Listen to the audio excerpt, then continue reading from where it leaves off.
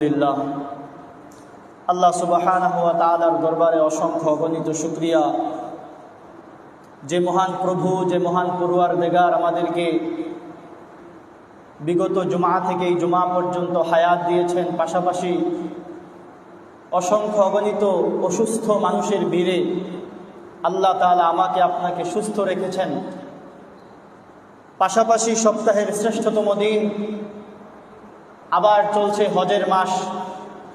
সেদিক থেকে হজের মাসের মধ্যে শুক্রবারগুলো অনেক বেশি দামি হয়। ওই দামি দিনগুলোর মধ্য থেকে একটির মধ্যে আল্লাহ সুবহানাহু ওয়া তাআলা আমাকে আপনাকে মহল্লার মধ্যে হাজারো মানুষ থেকে যাচাই বাছাই করে আল্লাহ তাআলা আমাকে ভালোবেসে পছন্দ করে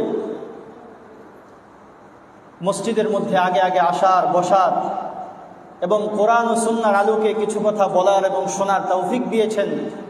এই জন্য রবের দরবারে অবনত মস্তকে অন্তরের অন্তঃস্থল থেকে কালিমাতুশ শুকর আদায় করি, আলহামদুলিল্লাহ। আল্লাহ সুবহানাহু ওয়া তাআলা আমাদেরকে সুস্থতার নেয়ামত দিয়েছেন। পাশাপাশি আমরা বড় একটা আমলের একেবারেই দ্বার প্রান্তে রয়েছি, সেটা হচ্ছে কুরবানির আমল। এই হজের মাস দিলকদ, দিলহজ, এই মাসগুলো প্রত্যেকটা মাস ইব্রাহিম আলাইহিস সালাতু ওয়াস সালাম, অর্থাৎ হজের মাস আসলেই ইব্রাহিম আলাইহিস সালাতু ওয়াস সালামের আদর্শগুলো আমাদের মধ্যে আবার জাগরুক হয়। ইব্রাহিম আলাইহিস সালাতু ওয়াস সালামের স্মৃতি বিজড়িত দিনগুলোর কথা আমাদের স্মরণ হয়। ইব্রাহিম আলাইহিস সালাতু ওয়াস সালাম আল্লাহকে রাজি খুশি করার জন্য, দিন পালন করার জন্য কি পরিমাণ ত্যাগ তিতিক্ষা স্বীকার করেছিলেন, ওইগুলো আমাদের সামনে চলে আসে। হজের মাস মানেই হচ্ছে ইব্রাহিম আলাইহিস সালাতু ওয়াস সালামের উনার জীবনের একটা অবিচ্ছেদ্য অংশের যে ঘটনাগুলো ঘটেছিল, ওই অংশের মধ্য থেকে এই হজের মাসগুলো। ইব্রাহিম আলাইহিস সালাতু ওয়াস সালাম আল্লাহর হুকুম পালন করতে গিয়ে নিজের সর্বস্ব ব্যয় করে দিয়েছেন। আমরা যদি ইব্রাহিম আলাইহিস সালাতু ওয়াস সালামের জন্ম থেকে নিয়ে দেখতে শুরু করি, উনার মৃত্যু পর্যন্ত প্রতিটা সময় আল্লাহ সুবহানাহু ওয়া তাআলা বিভিন্নভাবে ইব্রাহিম আলাইহিস সালাতু ওয়াস সালামকে বিভিন্ন পরীক্ষা নিয়েছেন। ইব্রাহিম আলাইহিস সালাতু ওয়াস সালাম থেকে ইব্রাহিম আলাইহিস সালাতু ওয়াস সালাম হচ্ছেন আমাদের আদি পিতা। ইব্রাহিম আলাইহিস সালাতু ওয়াস সালাম হচ্ছেন আমাদের ধর্মীয় পিতা। ইব্রাহিম আলাইহিস সালাতু ওয়াস সালাম থেকেই মূলত আমাদের নবী মুহাম্মদুর রাসূলুল্লাহ সাল্লাল্লাহু আলাইহি ওয়াসাল্লামের যে বংশধারা, ওই ধারার সূচনা হয়েছে। সেদিক থেকে ইব্রাহিম আলাইহিস সালাতু ওয়াস সালামের জীবনটা কিভাবে কেটেছে, ইব্রাহিম আলাইহিস সালাতু ওয়াস সালাম কি কি পরীক্ষার সম্মুখীন হয়েছিলেন এবং ওই পরীক্ষাগুলো তিনি কতটা সফলতার সাথে উত্তীর্ণ হয়েছেন, ওইগুলো আমাদের জন্য, আমাদের মুসলিম উম্মার জন্য আমাদের জীবনের শিক্ষা। বিশেষ করে হজের মাস যখন আসে, ইব্রাহিম আলাইহিস সালাতু ওয়াস সালামের প্রতিটা বিষয় আমাদের সামনে চলে আসে। হজের মধ্যে প্রত্যেকটা কাজ, প্রত্যেকটা আমল ইব্রাহিম আলাইহিস সালাতু ওয়াস সালাম এবং ওনার পরিবারকে কেন্দ্র করে। এই জন্য আমরা দেখব ইব্রাহিম আলাইহিস সালাতু ওয়াস সালাম দিন পালনে আল্লাহ থেকে রাজি খুশি করার জন্য কি পরিমাণ ত্যাগ তিতিক্ষা, কি পরিমাণ নিজের শ্রম, নিজে কতটা নির্যাতন নিপীড়নের শিকার ইব্রাহিম আলাইহিস সালাতু ওয়াস সালাম হয়েছিলেন এবং কতটা পরীক্ষা আমাদের পিতা ইব্রাহিম আলাইহিস সালাতু ওয়াস সালাম থেকে আল্লাহ তাআলা নিয়েছিলেন।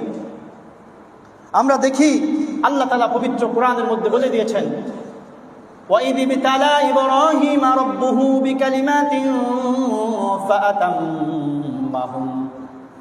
আল্লাহ তাআলা পবিত্র কালামের মধ্যে বলেন, وَإِذِ ابْتَلَى إِبْرَاهِيمَ, হে নবী আপনি স্মরণ করুন যখন আমি ইব্রাহিমকে পরীক্ষা নিয়েছিলাম বিভিন্ন কালিমার মাধ্যমে, বিভিন্ন ঘটনার মাধ্যমে। আমি যখন তাকে পরীক্ষা নিচ্ছিলাম, فَأَتَمَّهُنَّ, আল্লামাহুন্না, ইব্রাহিম প্রত্যেকটা পরীক্ষায় সর্বোচ্চ নম্বর পেয়ে উত্তীর্ণ হয়েছে। ইব্রাহিম আলাইহিস সালামকে যতটা পরীক্ষা আল্লাহ তাআলা নিয়েছেন, প্রত্যেকটা পরীক্ষা ইব্রাহিম আলাইহিস সালাম সর্বোচ্চ পর্যায়ে নম্বর পেয়ে উত্তীর্ণ হয়েছেন। আমরা দেখি ইব্রাহিম আলাইহিস সালামকে কি কি পরিমাণ পরীক্ষা নিয়েছিলেন। প্রথমেই আমরা দেখি ইব্রাহিম আলাইহিস সালামের জন্ম হয়েছে তৎকালীন সর্বোচ্চ ক্ষমতাসীন বাদশা নমরুদের আমলে। নমরুদ ছিল একজন মূর্তি পূজক। ওই নমরুদের আমলে আল্লাহ তাআলা ইব্রাহিম আলাইহিস সালামকে জন্ম দিয়েছেন আবার মুশরিক পিতার ঘরের মধ্যে। ইব্রাহিম আলাইহিস সালামের জন্ম হয়েছে একজন মুশরিক পিতার ঘরে, যে পিতা নিজেও ছিল মূর্তি পূজক। বিভিন্ন ঘটনার মধ্যে দেখা যায় শুধুমাত্র মূর্তি পূজক ছিলেন না, বরং মূর্তির ক্রিয়েটর, মূর্তির স্রষ্টা ছিলেন ইব্রাহিম আলাইহিস সালামের পিতা। অর্থাৎ মূর্তি বানাইতেন কে? ইব্রাহিম আলাইহিস সালামের পিতা মূর্তি বানাইতেন, মূর্তির স্রষ্টা ছিলেন। মূর্তি বানায়া উনি এগুলা বিক্রি করে ওনার জীবিকা নির্বাহ করতেন। কেমন একটা ঘরে আল্লাহ তাআলা ইব্রাহিম আলাইহিস সালামকে পাঠাইলেন। ইব্রাহিম আলাইহিস সালামের ঈমানি পরীক্ষা আল্লাহ তাআলা জন্মের মাধ্যমে শুরু করে দিয়েছেন। আমরা তো জন্মসূত্রে মুসলমান, পিতার সূত্রে মুসলমান, আমাদের আলাদা করে কষ্ট করে ত্যাগ তিতিক্ষা স্বীকার করে ইসলাম ধর্ম গ্রহণ করতে হয় নাই।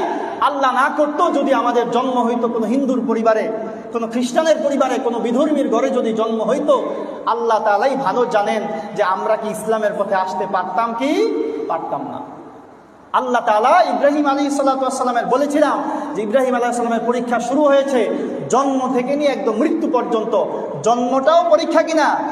জন্মটাও আল্লাহ তাআলা একটা মুশরিকের ঘরে, মূর্তি পূজকের ঘরে, বিধর্মীর ঘরে জন্ম দিয়ে ইব্রাহিম আলাইহিস সালামের মূল পরীক্ষা আল্লাহ তাআলা জন্মের মধ্য থেকেই শুরু করে দিয়েছেন।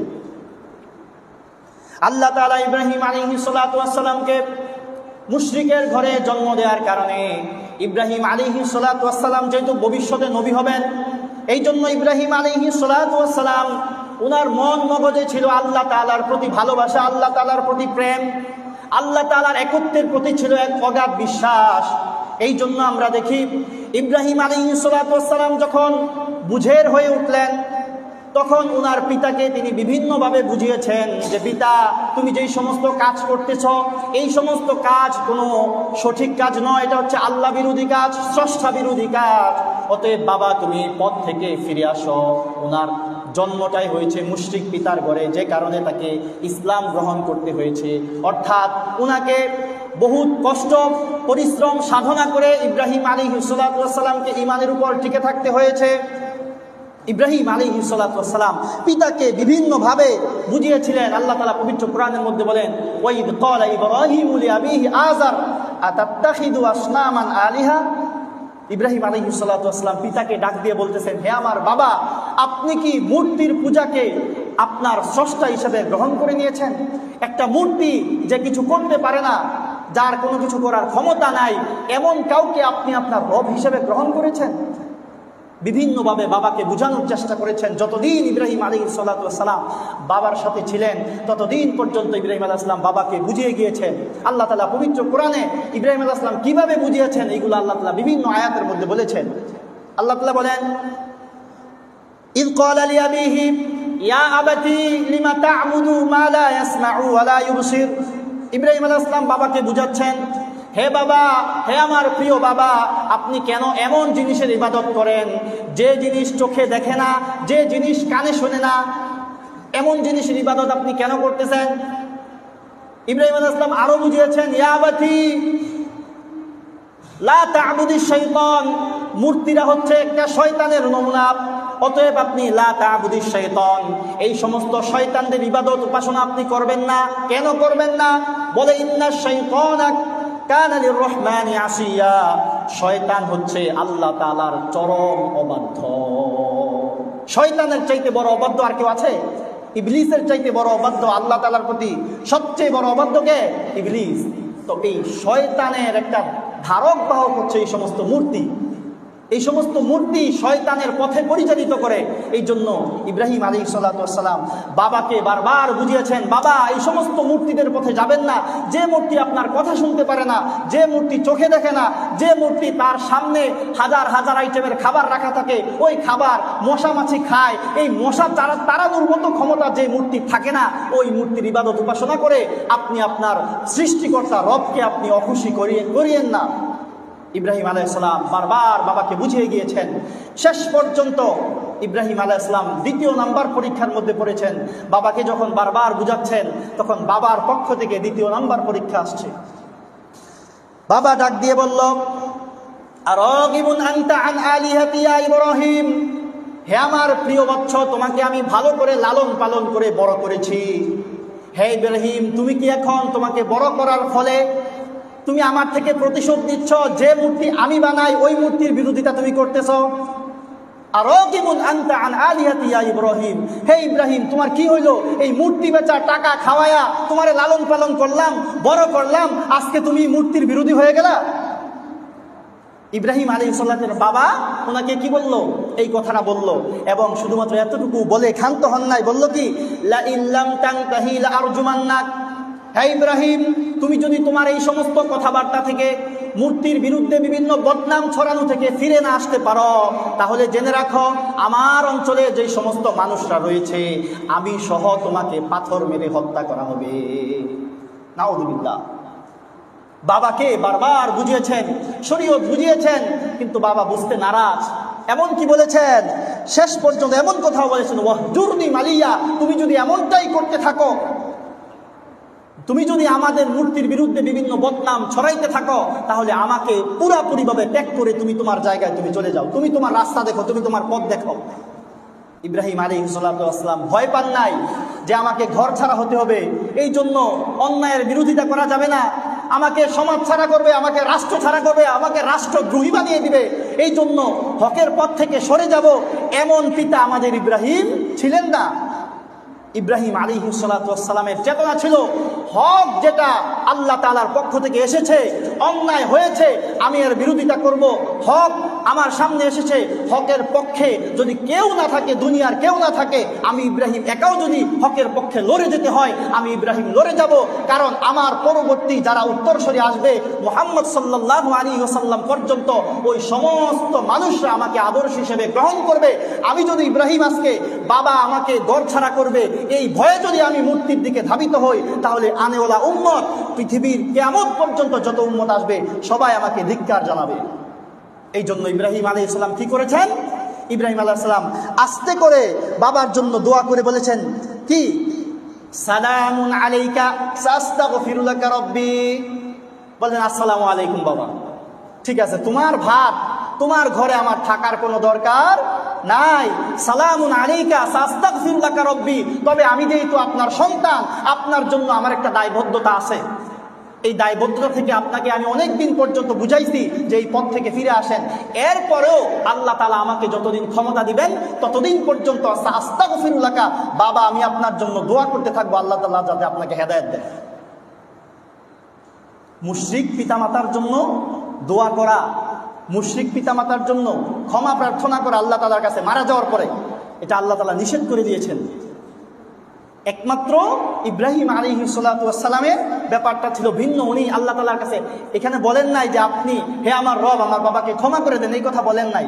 বলছেন আস্তাগফিরু লাকা রাব্বি, আমি আপনার জন্য আল্লাহ তাআলার কাছে ক্ষমা চাওয়ার চেষ্টা করব যদি আল্লাহ ক্ষমা করেন। কিন্তু আল্লাহ তাআলা অন্য আয়াতের মধ্যে বলে দিয়েছেন যে আল্লাহ তাআলা সব গুনাহ ক্ষমা করেন, একমাত্র শিরকের গুনাহ কি করেন না, ক্ষমা করেন না। আল্লাহ তাআলা আপনি সারা জীবনে একটা সিজদাও দেন নাই, একটা সিয়ামের একটা রমজানের রোজাও রাখেন নাই, আপনি সারা জীবন একটা ভালো কাজও করেন নাই, কিন্তু আল্লাহ তাআলার সাথে শরীক করেন নাই। আল্লাহ তাআলা বলেন আমি আমার এই বান্দাকে চাইলে ক্ষমা করে দিতে পারি, সুবহানাল্লাহ। কিন্তু আপনি শিরক করবেন, মূর্তি পূজা করবেন, অথবা শিরকি বিভিন্ন কর্মকাণ্ড যেগুলো আছে ওগুলা করবেন, আর আপনি মনে করবেন যে নামাজ রোজা করতেছেন, হজ জাকাত সব কিছু করতেছেন, শিরকের ছিটাফুটাও যদি আপনার মধ্যে থাকে, আপনার জন্য আল্লাহ তাআলার তৈরি জান্নাত হারাম করে দেওয়া হয়েছে। এই জন্য ইব্রাহিম আলাইহিস সালাতু, যেটা বলতেছিলাম যে ইব্রাহিম আলাইহিস সালাতু ওয়াস সালাম বাবার কথায় বিন্দু মাত্র দমে যাননি যে বাবা যেহেতু আমাকে ঘর ছাড়া করবে, বাবা যেহেতু আমাকে খাবার দাবার দিবে না, পোশাক আচ্ছাদ দিবে না, তো আমি আমার বাবার কথা মেনে নেই, এমনটা করেন নাই। সালাম দিয়ে তিনি চলে গিয়েছেন। সালাম দিয়ে উনি উনার পিতার ঘর ছেড়ে দিয়েছেন। উনি চলে গেলেন বেবিলন। বেবিলনের মধ্যে যাওয়ার পরে ইব্রাহিম আলাইহিস সালাম যেহেতু আল্লাহকে চিনে ফেলেছেন, রব চিনে ফেলেছেন, এই জন্য রবের দাওয়াত, একত্ববাদের দাওয়াত বেবিলন শহরের মধ্যে দিচ্ছেন। ওই বেবিলন শহরটাও ছিল নমরুদের অধীনে। নমরুদ যখন দেখলো ইব্রাহিম সুন্দর সুন্দর কথা বলে মানুষকে দিনের দিকে আকৃষ্ট করতেছে, তখন পুরা জনপদের যারা নেত্রী পর্যায়ে ছিল তাদেরকে জমা করলো। জমা করে বলল কি করা যায় ইব্রাহিমের ব্যাপারে। বিভিন্ন জন বিভিন্ন পরামর্শ দিল। শেষ পর্যন্ত সিদ্ধান্ত হইল এই ইব্রাহিম যে আমাদের রবের বিরুদ্ধে বিভিন্ন কথাবার্তা বলে, এই ইব্রাহিম যে আমাদের মূর্তি, আপনারা মাঝখানে আরো ঘটনা ঘটেছে। ইব্রাহিম আলাইহিস সালাম যখন বাড়ি থেকে চলে গেলেন, বিভিন্ন ঘটনা ঘটছে, ছোট ছোট ঘটনা। ইব্রাহিম আলাইহিস সালাম একদিন ওনাদের একটা বাৎসরিক পূজা হইতো, বাৎসরিক একটা উপাসনা হইতো। ওই উপাসনার মধ্যে সবাই চলে যাইতো, মেলা হইতো আর কি। তো ইব্রাহিম আলাইহিস সালামকে ডাক দিল, বললো ইব্রাহিম চলো আমাদের সাথে যাই। বললো না, আমি অসুস্থ আছি। আমি কি আছি? অসুস্থ আছি। এই জন্য উনি যান নাই। না যাইয়া তিনি কি করছেন, যেই ঘরের মধ্যে মূর্তিদেরকে রাখা হয় ওই ঘরের মধ্যে একটা কুড়াল নিয়ে ঢুকছেন। ইব্রাহিমের চেতনা হচ্ছে মূর্তি ভাঙার চেতনা, ইব্রাহিমের চেতনা হচ্ছে মূর্তির সামনে মাথা না নত না করার চেতনা। ইব্রাহিম আলাইহিস সালাম কুড়াল নিয়ে ওই মূর্তির রুমে ঢুকলেন। ঢুকার পরে ইব্রাহিম আলাইহিস সালাম ছোট মানুষের সুলভ কথাবার্তা বললেন, এই তোমাদের সামনে যে খাবার রাখা এগুলা খাও। মূর্তিদেরকে বলতেছেন তোমাদের সামনে খাবার রাখা এগুলা খাও। মূর্তি কোনো কথা বলে না, মূর্তি কোনো কথা বলে না। মূর্তির কি কথা বলার ক্ষমতা আছে? ক্ষমতা নাই।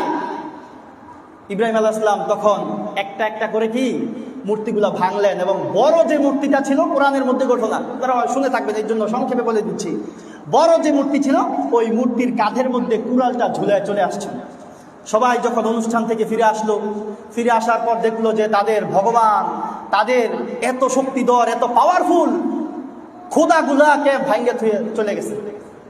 তখন সবার এক কথা যে এই কাজ ইব্রাহিম ছাড়া কেউ করে নাই, কারণ ইব্রাহিমই আমাদের এই খোদাদের ব্যাপারে বদনাম ছড়ায়। ইব্রাহিম ছাড়া এই কাজ কেউ করে না। ইব্রাহিম আলাইহিস সালামকে ডাকানো হইল। ডাকানোর পরে বলল তুমি কি এই কাজ করেছ? ইব্রাহিম আলাইহিস সালাম বলেন কালা কাবীরুহুম হাদা, তোমাদের মধ্যে এই যে বড়টা এই কাজ করছে। ওই যে বড়টা দেখো না, কাদের মধ্যে কুড়াল ঝুলানো আছে, এটাই কাজ করছে। তখন তারা চিন্তায় পড়ে গেল। সরাসরি তো বলতেও পারতেছে না যে মূর্তি কি ভাঙার ক্ষমতা আছে নাকি, মূর্তির কি আরেক মূর্তির ভাঙার ক্ষমতা আছে, মূর্তির কি হাত পাও আছে যে মূর্তি চলে আরেকজনে ভাঙবো, এই কথা তো বলতে পারতেছে না। তখন তারা নিজেরা সাইড হয়ে বলতেছে কি তোমরা তো ধ্বংস, তোমরা তো কি ধ্বংস। কারণ ইব্রাহিমের এই কথার তো কোনো জবাব নাই। শেষ পর্যন্ত কি হইল, নমরুদ বাদশার পক্ষ থেকে যখন দেখলো এই মূর্তির বিরুদ্ধে যে কুচ্ছা, মূর্তির বিরুদ্ধে যে বিভিন্ন বদনাম, বিভিন্ন অসারতা, মূর্তির যে কোনো ক্ষমতা নাই, এই অসারতাগুলো যখন সমাজের মধ্যে ব্যাপকভাবে ছড়ায় দিচ্ছিলেন, মানুষও ইব্রাহিম আলাইহিস সালামের দিকে ধাবিত হচ্ছিল, তখন শেষ কোনো পথ না পেয়ে কিসের ব্যবস্থা করেছিল? ইব্রাহিম আলাইহিস সালামকে আগুন দিয়ে পুড়িয়ে ফেলার চেষ্টা করা হলো। ইব্রাহিম আলাইহিস সালামকে যখন আগুনের মধ্যে ফেলার জন্য প্রস্তুতি নেওয়া হলো, হাদিসের মধ্যে আসছে জিবরাইল আলাইহিস সালাম এবং অন্যান্য ফেরেশতারা ইব্রাহিম আলাইহিস সালামকে অফার দিয়েছিল যে আপনি বললে এই আগুনটা আমি এক মুহূর্তের মধ্যে নিভিয়ে দিব, কিন্তু তিনি কারো সাহায্য গ্রহণ করেন নাই। একমাত্র বলেছেন যে রব আমাকে এই আগুনের পরীক্ষার মধ্যে ফেলেছে, উনি যদি আমার ব্যাপারে পুরার ফয়সালা করেন আমি আজকে পুড়ে যাব। দিন প্রতিষ্ঠা করতে গিয়ে, আল্লাহ তাআলার একত্ববাদ প্রতিষ্ঠা করতে গিয়ে, মূর্তির অসারতা প্রমাণ করতে গিয়ে আমি আজকে আগুনের মধ্যে, আল্লাহ তাআলার যদি ফয়সালা হয় আগুনের মধ্যে পুড়ে যাব। আর যদি আল্লাহ তাআলার ফয়সালা হয় তাহলে এই আগুন আমার একটা চুলও পুড়তে পারবে না। ইব্রাহিম আলাইহিস সালাম কি একটা নখ বা একটা চুল কি পুড়তে পেরেছিল আগুন? আল্লাহ তাআলা ইব্রাহিম আলাইহিস সালামকে আগুনের মধ্যে নিক্ষেপ করার ফলে আল্লাহ তাআলা আয়াত নাযিল করে আল্লাহর হাবিব সাল্লাল্লাহু আলাইহি ওয়াসাল্লামকে জানিয়ে দিলেন, হে হাবিব সাল্লাল্লাহু আলাইহি ওয়াসাল্লাম, আপনি কি জানেন আমি ওই দিন আগুনের প্রতি কি নির্দেশ দিয়েছিলাম? আল্লাহ তাআলা পবিত্র কোরআনের মধ্যে বলে দিয়েছেন, কুলনা ইয়া নারু কুনি বারদাও ওয়া সালামান আলা ইব্রাহিম। সুবহানাল্লাহ।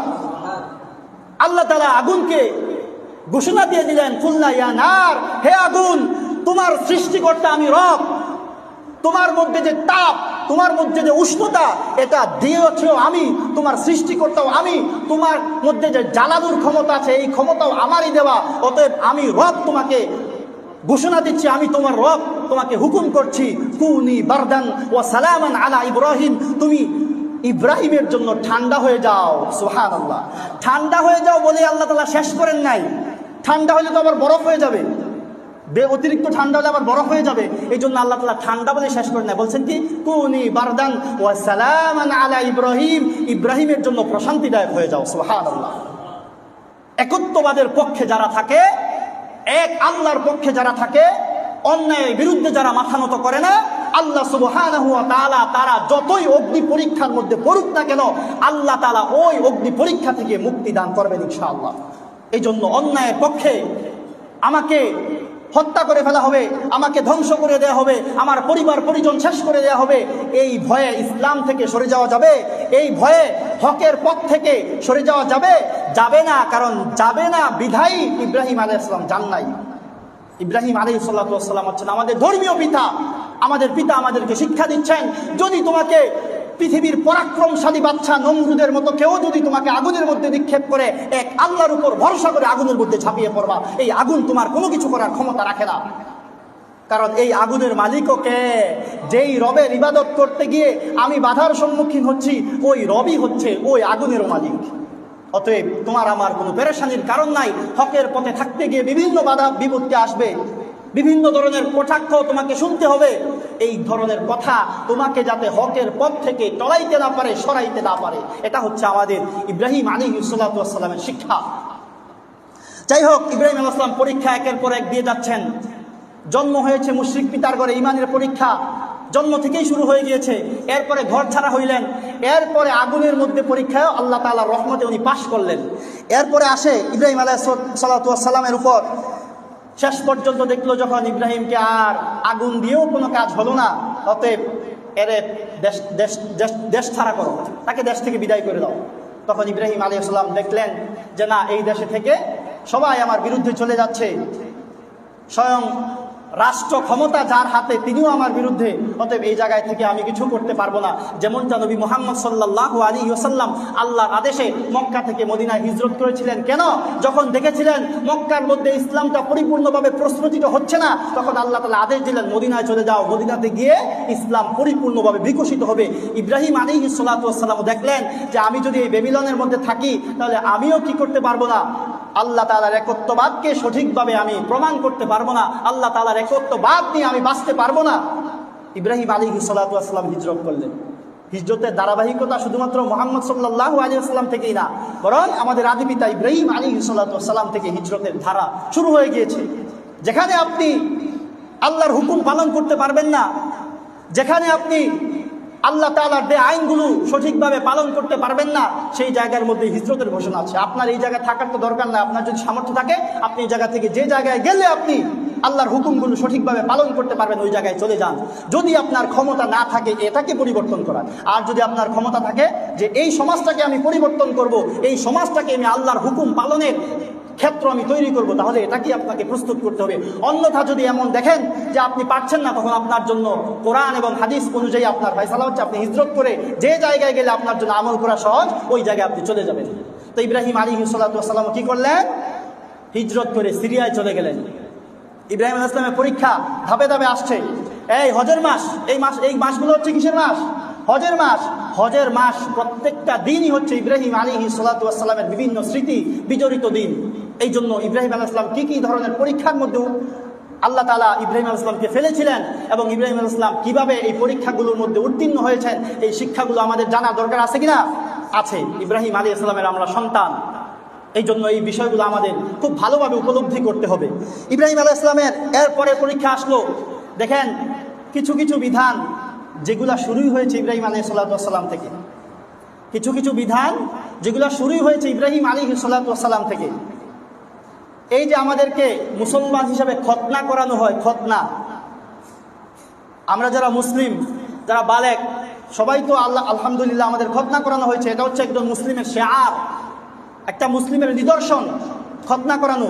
এই খতনার সূচনাও হয়েছে ইব্রাহিম আলাইহিস সালাতু ওয়াস সালামের মাধ্যমে। কত বছর বয়সে আল্লাহ তাআলা খতনার বিধান দিয়েছেন?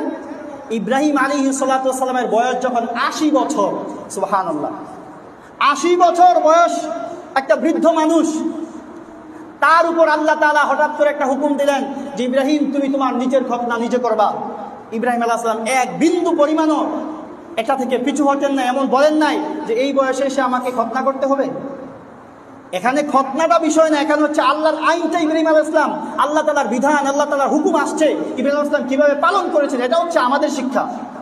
খতনা না কি ওইগুলো আমাদের বিষয় না, বিষয়টা হচ্ছে ইব্রাহিম আলাইহিস সালামের উপর যখন আল্লাহ তাআলা ওই 80 বছর বয়স্ক বৃদ্ধ অবস্থায় যখন আল্লাহ তাআলা বললেন ইব্রাহিম তুমি তোমার নিজেকে খতনা করো, তোমার আনেওয়ালা যত সন্তানরা আসবে যারা মিল্লাতে ইব্রাহিমের উপর থাকবে তাদেরও কি করা হবে, তোমার এই সুন্নত তাদের মধ্যে বলবৎ থাকবে, জারি থাকবে।